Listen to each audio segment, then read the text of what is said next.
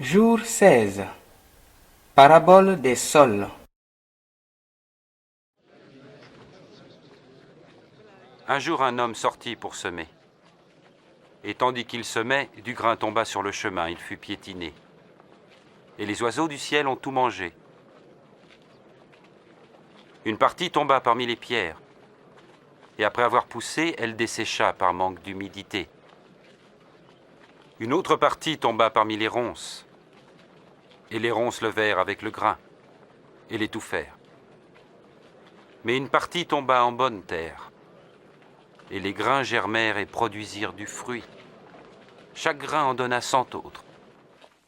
Maître, dis-nous, pourquoi parles-tu en parabole devant les foules? Vous avez reçu le privilège de connaître les secrets du royaume de Dieu. Mais pour les autres, cela leur est dit en parabole. Ainsi, bien qu'ils regardent, ils ne voient pas, bien qu'ils entendent, ils ne comprennent pas.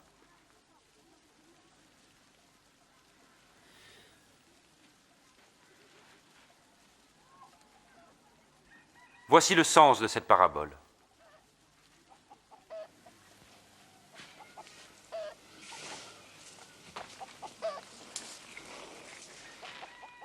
Le grain est la parole de Dieu.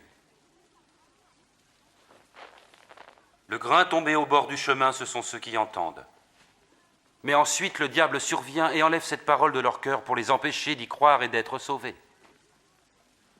Le grain qui tombe en terre pierreuse représente ceux qui reçoivent la parole et en sont joyeux. Mais elle ne prend pas racine. Pendant un moment, ils croient. Mais au moment de l'épreuve, ils abandonnent tout. Ce qui est tombé dans les ronces, ce sont ceux qui entendent, mais se laissent étouffer par les soucis, les richesses et les plaisirs de la vie.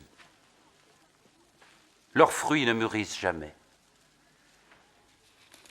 Et le grain tombé en bonne terre, ce sont ceux qui entendent la parole dans un cœur loyal et bon et qui la retiennent.